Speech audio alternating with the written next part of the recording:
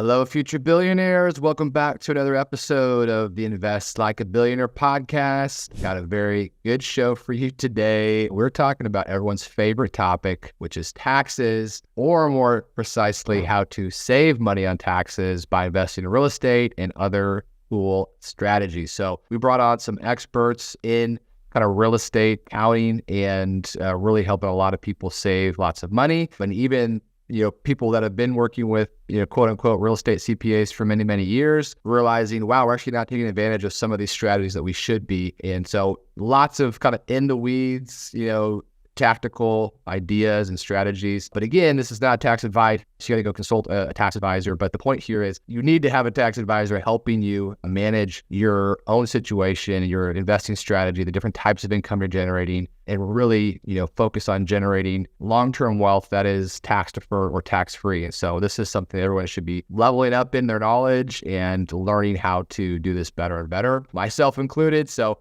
hopefully you enjoyed this episode. I'm sure you get a lot of nuggets out of it. And please, if you are enjoying this podcast, share with a friend, leave a review, subscribe. We appreciate all that. It helps us get the word out and helps us continue to make this podcast worth doing and get in front of more people. So thanks so much. Enjoy this episode.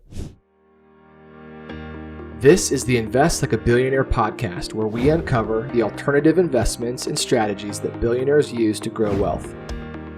The tools and tactics you'll learn from this podcast will make you a better investor and help you build legacy wealth. Join us as we dive into the world of alternative investments, uncover strategies of the ultra wealthy, discuss economics, and interview successful investors.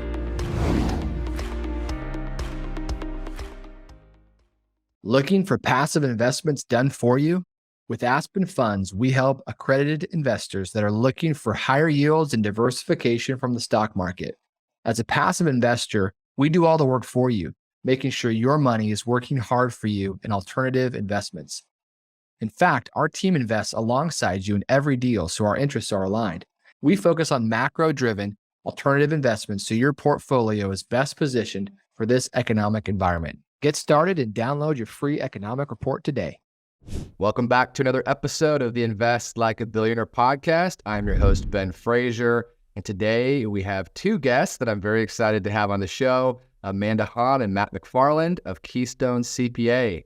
So Matt and Amanda, thanks so much for joining us on the podcast. Yeah, thanks for having us, Ben. Looking forward to it. Yeah, so we're going to be talking about everyone's favorite subject. As we sit right now, that's right at the end of 2023. It's probably released in 2024. But everyone's starting to think now, oh yeah, I'm going to have to send the IRS some money here soon. Got to be thinking about how to make some changes. But hopefully you might actually be getting a check back from the IRS. You never know. But wanted to bring you guys on. And, this is a big part of wealth building, right? It's understanding how taxes impact, the investment strategies and the returns that you're making and how those are, treated differently.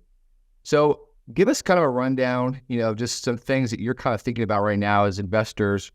And again, most of our investors are passive investors. They're investing into syndications or investing into one-off deals or different types of funds, but maybe don't have a holistic kind of tax strategy or picture about how they're investing, right? And so they get maybe some surprises. And first kind of just lay the groundwork of what are the things that investors need to be thinking about. And we all hear about, real estate is such a great tax-friendly investment vehicle. And just give us kind of a rundown of some of these things. I think one really important to understand is that even as passive investors, there are tax benefits that are available to us. And unfortunately, there are a lot of CPAs, tax advisors, who tell clients not to invest passively in real estate because there are no tax benefits. And I think it's important to understand, when somebody says that, like, hey, there's no tax benefits to being a passive investor, that tax advisor is taking a very limited look. All they're saying is that, hey, you might get depreciation and expenses and things like that from your real estate passive deals, but you're not able to use it to offset taxes from your W-2 income, right? And so although that's true, but I think what they're missing out on is the fact that you are now generating additional income, in the form of cash flow, right, from your deals, and not paying taxes on that. And so when you take a look at everything holistically, it's really important to understand that although you might not be offsetting taxes from W-2 income with your syndication real estate, but you absolutely are generating more income while not increasing your taxes. And so that in itself, I would say, is a tax benefit. And the best part of that is anybody can utilize it, whether I have one syndication investment or 20 syndication. And the key there, right, is you're putting your money to work for you, right? People are working the W-2 jobs, they're investing passively, but they're leveraging that money and all that work they've done to grow their wealth through somebody else's expertise, which is awesome, right? Right. So if I invested in syndication, I send money to a sponsor, they're operating the assets, it's multifamily asset, and they send out a tax return as a owner of that investment in the syndication. I'm a part equity owner. I get a K-1 that shows my ownership, my income, my expenses, and any tax losses. And then I can use those on my personal tax return against other passive income, right? So we have different buckets of income that we need to understand as investors. And a lot of people, if they are a high W-2 income earner, they're generating a lot of, W-2 earned income, that is in a different category, different bucket. So you can't take the losses against those, but any other passive income, you can take it against those. So can you give us just a simple breakdown of what are some of the main big categories of the types of income that can be generated and kind of where the deductions from real estate can impact? Because I know we have passive, income, we have capital gains, we have earned income. Can you give us a little breakdown of that? Yeah, I think it's important to understand because, like you said, right, we as passive investors, and we'll use the word passive assuming this particular investor or their spouse otherwise does not qualify as real estate professional, right? Which we can cover a little bit later. So we'll just assume it's like one person or married people both working a high, W-2 job or running a business that's not real estate related. The question we get all the time then is, okay, well, what type of income do these passive losses help to offset? And passive income actually comes in a couple different forms. You mentioned capital gains earlier. So absolutely, there are types of capital gains that could be considered passive. An example would be sale of rental property. And that's true regardless of whether it's sale of your own rental property on Main Street or sale of a real estate property from a syndication, right? So if I invested in a syndication number one with Ben, that has a huge gain because we exited the property. I have a different investment with Ben's other syndication that generates a loss on a K1. What that means is the K1 loss on one will be able to offset the gain on the other real estate property in terms of capital gain. So that's just, one example of the types of capital gains that could offset. But really important to distinct, even, within capital gains, there are differences. So if I were instead to sell Tesla or Apple stock for capital gains, then typically my rental losses would not offset that type of capital gain. And it's confusing to people because they're both called capital gains, right? It's just one from real estate, the others from stocks. And is that because of the nature of passive versus active, or it's just a different type of asset that differentiates those? Yeah, it's more the activity, right? So that you're not someone's buying Tesla and Apple stock, you're not controlling anything there. Obviously, it's just kind of it's almost like what would they call portfolio income. But you buy a rental property, you invest in a syndication that has rental properties. That's a different asset class. That's where they say, if you're generating capital gains from selling that underlying asset, then that can be considered passive income. So that can be huge from a timing perspective, if you've got somebody investing in a couple new syndications, they're expecting some losses from depreciation, cost seg. But in the same year, they got a K1 sold their asset and they're cashing out. Now they got gain on that one. Those two can offset each other in such a way that they don't have to pay, may not have to pay any taxes on that sale. Yeah. I mean, we see this a lot with some of our clients who held real estate for many years. A lot of people who are nearing retirement age or already retiring, and they have their real estate, but they want to kind of exit the properties, right? They no longer want to manage it, so they kind of want to be something more passive. But for a lot of our clients, they just love real estate. They're not about to sell and put that money into the stock market for the first time when they're in their 60s or 70s. But at the same time, they don't want a 1031 exchange into something else that's bigger that they have to manage. And so this works out pretty well too, where it's like, okay, I'm selling my own properties for capital gains, and I'm going to just, leverage other people's time now by putting it into syndications and be able to sort of have an offset strategy that way too. I know we're talking about real estate, right? Your own versus a syndication versus multiple syndications. We also see a huge opportunity with respect to using passive losses on other business investments too. So, a great example is you might be a orthopedic doctor who invests in some imaging centers or surgery centers, right? You're not in control. You're not like the full ownership of it.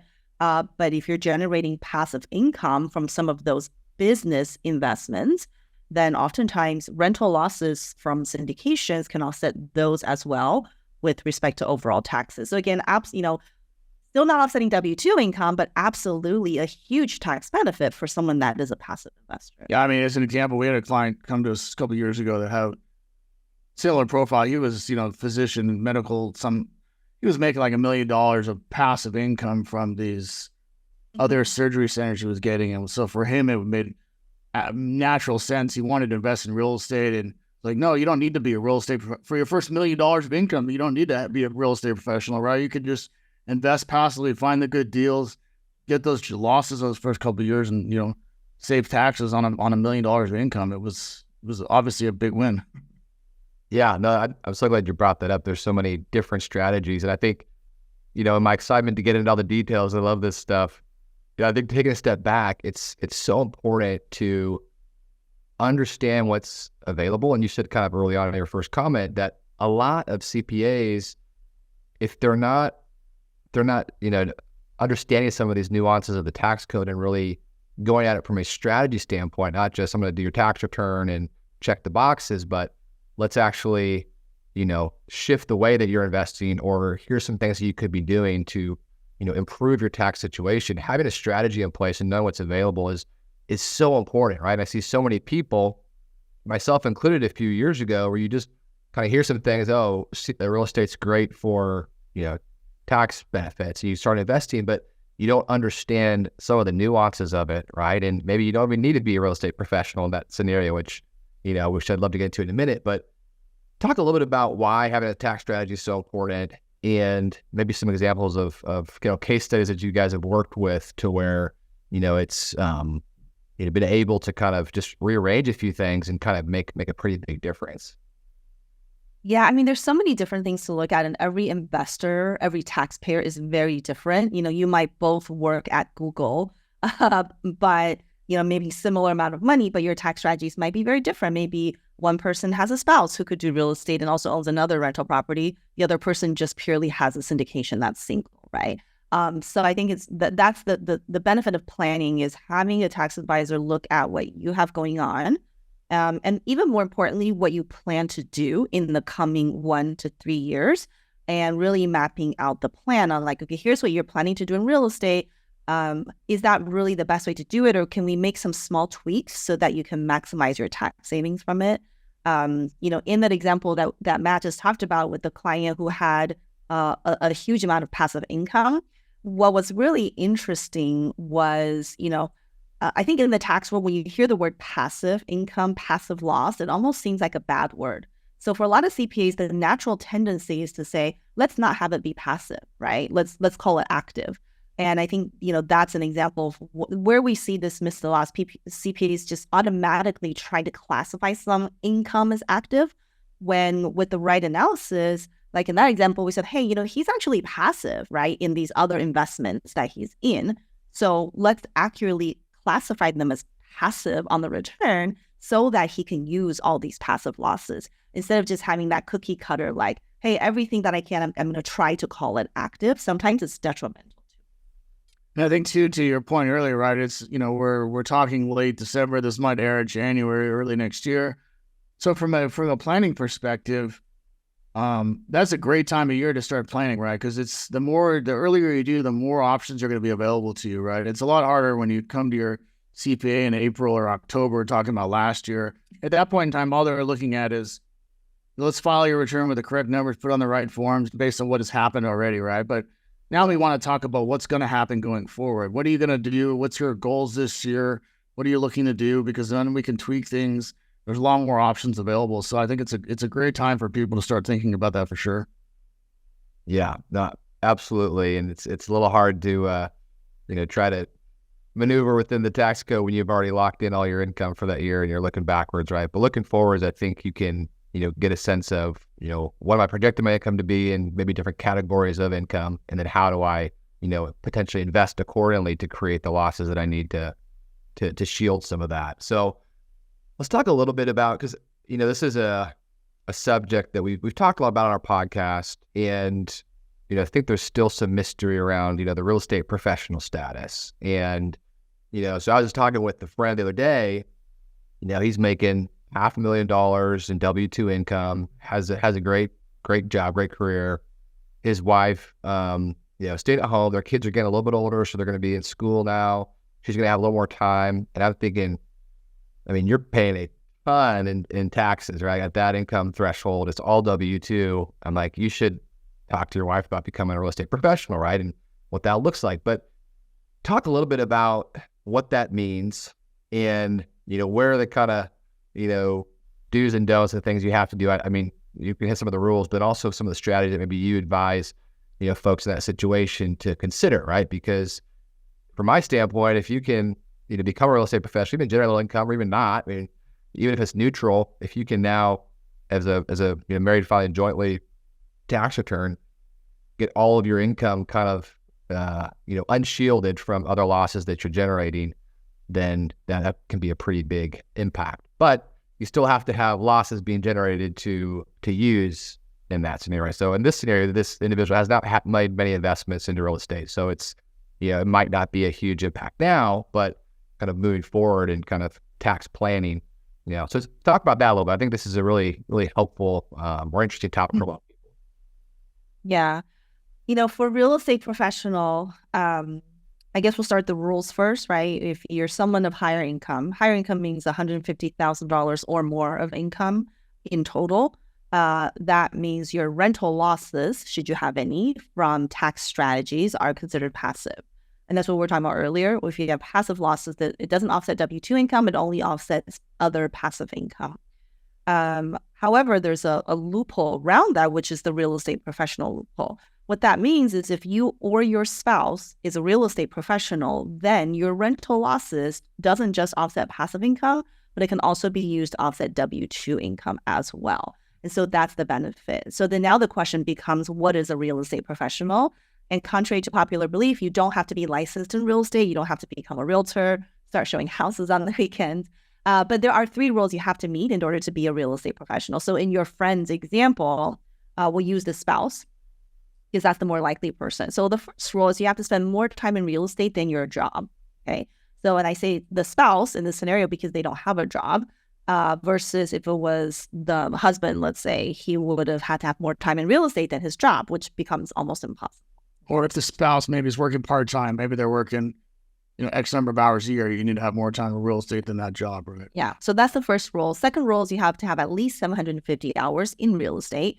So this would be the relevant one for someone who doesn't have a job. So if you don't have a job, you still have to have at least 750 hours. And then the third rule is material participation. That means typically at least 500 hours of hands-on work with respect to your rental property. Hands-on doesn't mean you have to be like swinging a hammer, right? But it means things like you're doing on a day-to-day basis for the property, managing it, dealing with contractors, all that kind of stuff. And so again, what's the benefit of all this? Well, the benefit is if one of you or your spouse meets all 3 of these rules, then to the extent you have rental losses, you can use it to offset not just rental income, but also taxes from your W-2 income as well. And so this is where you'll see people who say, like, I made $500,000 last year and I paid no tax. Odds are they are using this strategy along with, a couple other things. So yeah, we also have clients whose spouse is like, I don't know, kids are growing up, but I don't know if I want to be real estate professional. That sounds really scary. I don't know if I want to do it. the first step, I think, for anyone is to look at the numbers, right? What do the numbers tell you? It could be a situation where it doesn't benefit them at all because they don't own any real estate. But it also could be a scenario where we're like, hey, if you buy a couple local properties that you can self-manage, you also throw some money into syndication investments, then maybe you'll save $200,000 in taxes. Then maybe that's a different conversation with your spouse because they're like, I would love to pay $200,000 less in taxes. Right? Yeah, absolutely. And I mean, there's another scenario I had with a friend. Both spouses were working and, they started talking with a CPA and started running the numbers, to your point. And they realized, this, one of the spouses making a great income, but they actually realized based on the total income they're making, and if one of them took a step back, quit their job, and actually became a real estate professional, and they had a few rentals already, but they're going to buy a couple more, they would actually keep more income, after taxes, with actually stepping away from the job because of the amount of savings they were making. So this is the thing that people don't understand, right? Because if you're at the high income bracket, you're paying anywhere what state you live in, 35, 40, 50%, tax rates all in. And that's, if you can erase all of that, you just gained another income potentially, right? So that's the power of evaluating this. So this scenario with my friend, the first friend I was talking about, they already own a rental. And so I said, hey, kind of save up and build, buy another one or two. And then all of a sudden it gets pretty simple to kind of, or not simple, but it's to meet the minimum requirements is a lot simpler, right? One of the things, so you said, not becoming a realtor, but that is an option too, right? If you do become a licensed real estate agent, and that can help towards some hours there. And what are some other kind of ways? I mean, buying single family rental properties is one approach, probably the most common approach, but what about Airbnbs? What about becoming a realtor? What are other kind of strategies have you seen that can work with that goal? Yeah, I mean, in terms of, the hours, like, or with respect to real estate professional, and, it's really applicable as people that have kind of long-term rental properties. We can talk about short-term rentals too. But in terms of those hours, yeah, I mean, being a realtor and having hours doing that as a 1099 person can count towards those 750 hours. And, and the more time in real estate than your other job test, anything in real estate really can count towards that. So if you're, I don't know, you're fixing, you're fix and flip, you're wholesaling, you're a property manager for maybe other people's properties, all that kind of real estate time can count towards that. Yeah, and then, other things like we have a lot of clients who are investing in short-term rentals. So they are maybe, client profile might be, one spouse working full-time, maybe it's both spouses working full-time, and they're not going to be able to quit their job or, cut back half time and do real estate professional. So for them, they're looking at the short-term rental market where the strategy can kind of be the similar, where you're using, cost, depreciation, maybe cost segregation. So you're trying to create losses on paper for your rental properties. For your short-term rentals, use those losses to offset other income. And the threshold, it's a little bit easier to meet with respect to short-term rentals. Yeah. Now, are there any restrictions with short-term rentals? Because I've heard that that's viewed more as like an operating business than real estate activities. Is there kind of some nuance to how that is, or is just difference of opinions within the accounting world? Yeah. I mean, we call it the short-term rental loophole. And the reason for that is if you invest in short-term rentals and you create losses on those properties, you don't have to be a real estate professional, and you can potentially use those losses against W-2 income as long as you can meet material participation. So if you meet material participation hours, right, and you could still be working your W-2, that will be a side hustle, and you can use it against that income. And the reason for that is not necessarily operating business, but it's because short-term rentals, the IRS does not deem it as a rental property.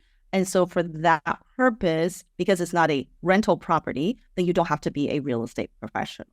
So this is where we're like, we see people who are like, hey, I have a couple short-term rentals. I spent at least 500 hours on these properties.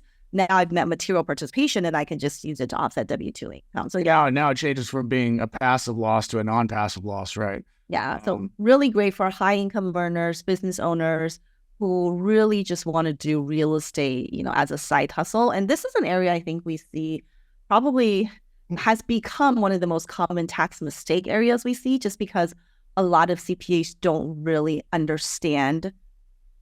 Most CPAs don't really understand real estate in general, right? And for those who do, short-term rental loophole is like within that niche. It's like another small area that you have to go down a step further. And so this is when we see all the time people tell us like, oh, well, I bought all these short-term rentals, but my CPA says I can't use it because I'm not a real estate professional. So that's a really important key takeaway, is that you don't have to be a real estate professional when we're talking specifically about short-term rentals. Right. But if, depending on how much time you are spending, you hit the minimum thresholds, you actually could be a real estate professional, you're saying, by managing those rentals. Is that right? Possibly. So I think the easiest way to explain it is there are actually two different buckets. So if you happen to be someone who has long-term rentals and short-term rentals, part of the hours do have to be tracked separately. So like Matt said, all types of real estate hours are real estate professional, right? So whether you're long-term, short-term, property manager, flipping, being a realtor, all those count towards that 750. But separately though, you have to meet material participation on your long-term rentals, and then you also have to meet it on the short-term rentals. That piece of the requirement is not combined with each other. So all that to say, if you're a newer investor and you have two properties, then you should try to pick your strategy, right? I want to either real estate professional and have them all be considered long-term, or I want to have them both short-term, because otherwise you end up having to earn hours in two separate buckets. It just becomes more challenging. Okay. Interesting. You mentioned, some of the potential pitfalls or mistakes that, investors make, or even CPAs don't understand. What are some other areas or pitfalls that, you see kind of in the real estate space that investors are making, or maybe not taking advantage of, that, people should be aware of? I mean, how long do we have, right?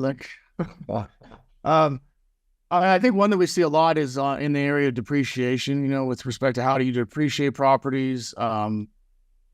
If you're depreciating properties, as crazy as that sounds, just being, you're in the rental space, right? Like, it's not that uncommon for us to look at a new client's tax return and find out that, they haven't depreciated properties when they should have, it's like tax 101 to us, but I guess to a CPA who doesn't do real estate, it's probably a foreign concept. But so just claiming depreciation, maybe they're not taking advantage of bonus depreciation and accelerating as much depreciation as possible. And there's no good reason other than, I'm just used to spreading out depreciation, so I just don't take, our opinion is if you can take as much deductions that you can use, let's take them as soon as possible, because you never know what the tax law is going to be. You never know what your tax bracket's going to be 5 years from now. So let's take advantage of things while they're available. Yeah, it's something really interesting that just happened in the last month. So Matt and I were on a podcast. It was a pretty big podcast. I won't share the name of somebody who's done a lot of real estate. And so we were talking about depreciation and accelerated depreciation. And then the host was like, yeah, I'm pretty sure I'm doing it. My real estate is a CPA expert. And so when they met for year-end tax planning, he just talked to CPAs. I want to confirm I'm doing cost segregation, right? We've been doing it all these years. And his CPA's response was, what's that? And so I think that response was that was kind of the last conversation that they had. That was the last Christmas gift. Yeah, that was the last conversation. So I think really important. Again, I think it's not the client's fault, right? Again, clients, we assume the CPA is doing all this stuff, right? Because they specialize in real estate, or they've done my taxes for years. So it doesn't hurt. It doesn't hurt to ask, right? Just to bring it up, like, hey, I know we've talked about it. I just want to confirm that we're doing it. And I think just simple questions like that will really help you to understand, and also just asking powerful questions. Matt and I love sharing tax strategies on platforms like this. And really the goal for our audience is not for you to become a CPA or a tax advisor. We don't want you to remember all the rules. We don't want you to have to do any calculations. But the purpose of our message is so that you have enough knowledge to have a impactful conversation with your tax advisor, right? Hey, I heard about short-term rental loophole. What do you think? Does that work for me?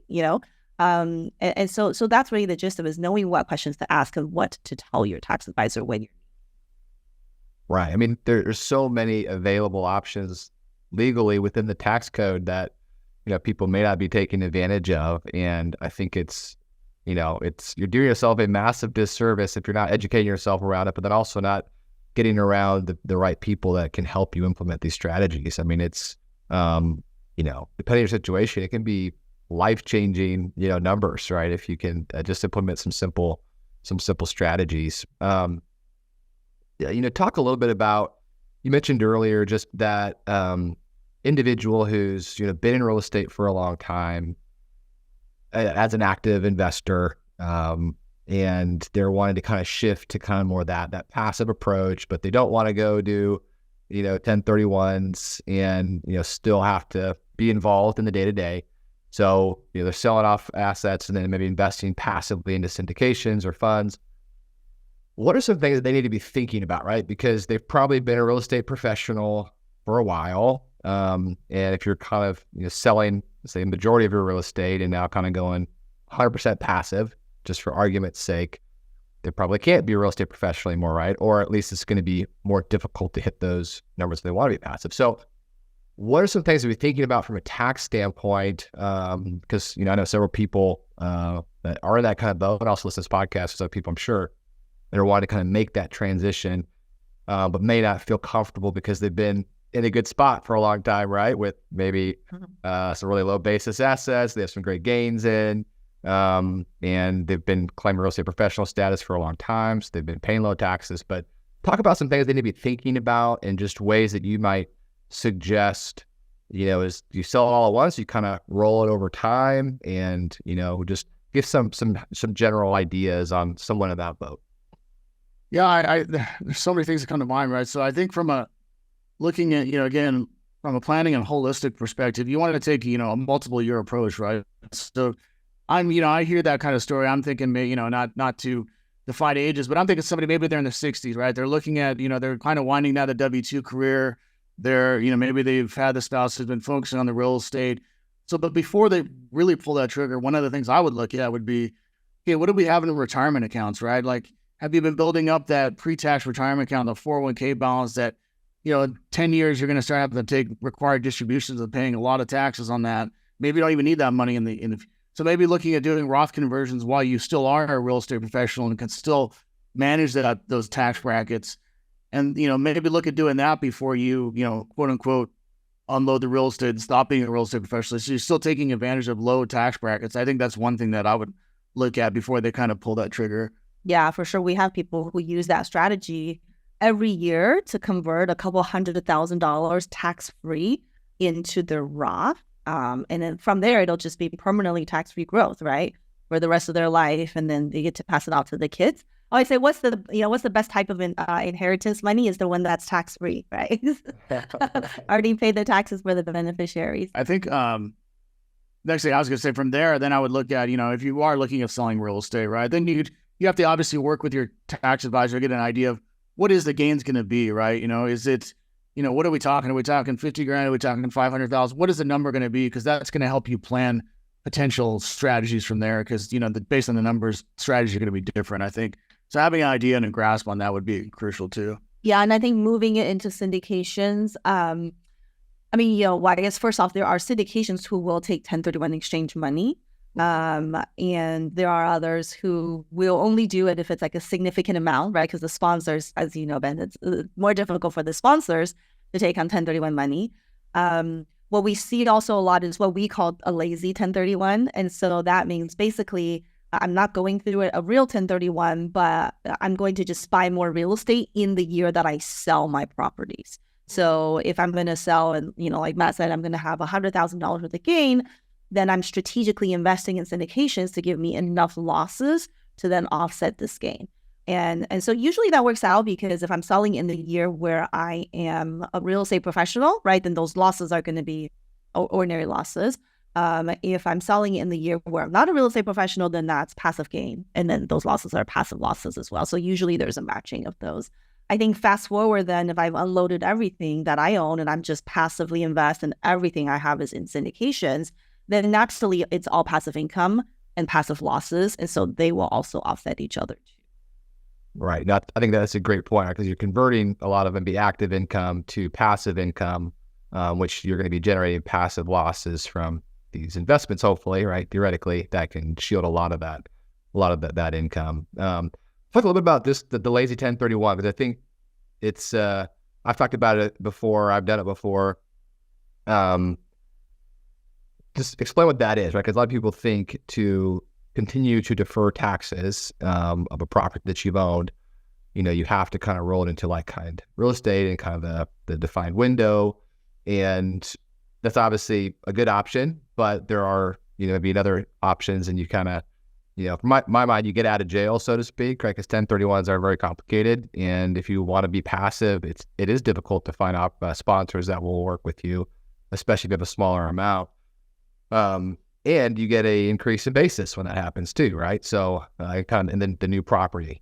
So talk a little bit about that, of just, what it means. And you kind of alluded to it, but just explain a little further. And then maybe some just things you need to be thinking of, like, are there, different buckets of income that might be generated from selling versus investing passively, and that might not match, the new losses might not match, the gains that you have in the old property. Yeah, I mean, from a conceptual standpoint, I think, taking a step back, think about what a 1031 is trying to do. A 1031 exchange, for those people who may not know, is, you're selling an asset, and you're basically, if you're reinvesting the money in qualified assets, then you don't have to pay tax on the gain that you have from the assets you're unloading, right? That's the concept. So, but there's a lot of, to your point, there's a lot of rules. You've got to, buy new properties. You got to, a lot of rules to meet there. So, sometimes if, people don't want to be actively involved going forward, this is a typical situation we were talking about, right? They've been actively involved. They want to kind of unload the real estate, but they still want to be involved. They still want to be invested in real estate, but don't want to be actively involved. That's where, this is not, the lazy 1031 is not a technical term by any stretch of the imagination. It's just from the sense that you're kind of accomplishing the same thing. You're selling your real estate. You've got gains. If you don't do anything with money, you're going to pay tax on it. But in the same tax year, so, maybe you sell your real estate in June, but by December, you've invested in somebody else's syndication. They've gone and bought an apartment building. They're doing a cost segregation study. They're giving you a K1 with a big loss. And because it's real estate, those, the gain might be passive to you, and that loss can now offset it. From a timing perspective, that's where, it kind of can accomplish similar results. And it's definitely not a, do-it-yourself type of stuff. Even with the 1031 exchange, right? Like Matt said, if you're contemplating a sale, the first step is to talk with your tax advisor, because what we'll want to know is, what is the gain, right? We'll have to calculate the gain. That's where it all starts. Maybe you don't have a gain. Maybe you already have a bunch of other losses that you can use. So you might not even need a 1031 or a lazy 1031. So once we know what the taxable gain is, and then it's like, okay, well, what do you really want to do with the money, and how do we reinvest it efficiently? And, the word syndication itself is also generic, right? Syndications doesn't really mean rental losses. It could mean from a note investment, which would not be a rental loss. It could be from oil and gas, which is not a rental loss. And so in terms of, you were saying like, okay, are there issues where it's like a mismatch of things? Absolutely. And that's why it's really important. To give you an example, so we have a client who, so when they came to us, they were already a real estate professional, right? So they're kind of like, I don't really need a CPA, but I'll just talk to you guys anyways. I'm already a real estate professional. I know I'm claiming it. Sold a bunch of real estate. I got a bunch of real estate gains. And so our question was, okay, well, what have you already done so far to kind of eliminate the gains? Because you didn't do a 1031. And one of the strategies that they did themselves was that they invested in an ATM business. And unfortunately, we had to be the bearer of bad news and let them know, hey, the ATM business, that's a syndication, that's passive to you. Your real estate gains are non-passive. They don't offset each other. And so that's a great example of like, hey, I'm investing in a syndication. Of course, they offset each other. But guess what? ATM business, not the same as a real estate syndication, right? So really important, those little differences to understand as well. Interesting. So in that scenario, the individual was selling assets they were actively managing. So it was an active gain, but they're investing in passive losses, and those did not kind of. Yeah, because I think the thought process was like, well, I'm a real estate professional, right? And so I just have my capital gains is ordinary. And so I'm going to put my money in some kind of syndication, right? This lazy 1031, I'm going to into syndications, they use it, but what they didn't grasp was, well, the syndication asset also is important. Right. Yes. I mean, this is a great segue to, people need to be reaching out to a tax advisor. If they don't have one, you need to find one. And hey, Matt and Amanda are probably good folks to talk to here. So, I mean, for years I did my own taxes, on TurboTax, and, I'm smart enough. I got a finance and, kind of degree, so I can do some of these things. But the more I've gone on and the more complicated it's gotten, and there's just so many little things you got to be aware of. But like, to pay a fee to a CPA that could, potentially save you tens or hundreds of thousands of dollars, it's a very nominal amount to pay to get the expert advice. So, if you are, on your journey, you already kind of built a nice net worth, and or any of these kind of situations apply to you, definitely make sure you have a tax advisor in your corner that's giving you helpful advice that's going to, help shield from your income, because it's really important. So with that, what's the best way for folks to kind of get a hold of you if they want to chat about their own situation and maybe get some ideas? Yeah, the best place to find us is our website. It's KeystoneCPA.com. We've got a lot of great resources on there, educational material. We do a lot of podcasts and things of this nature because we love talking about the stuff, obviously. So I think you can find, a lot of people can find some good information there. We actually recently came out just a couple months ago with an ebook called Tax Strategies for the Passive Investor. It's not available on our website yet, but I think, Ben, I can just send you the internal URL and you can put that in the show notes for people to access. And that one is designed just for passive investors, meaning people who are not real estate professionals. They'll have a high full-time W-2 job. But yeah, outside of our website, the best place to find me is on social media via Instagram as Amanda Han CPA. So you can follow me there. I'm always sharing like daily tax tips and things like that too. Sometimes I'm behind her in those videos or actually recording the video. That's my excuse. You're behind me or behind the camera? All right, behind the camera. Awesome. All right. Well, thank you guys so much for coming on. This is very, very valuable, and I appreciate you sharing your wisdom and insights. Yeah, thanks for having us, Ben. This is fun. Thank you.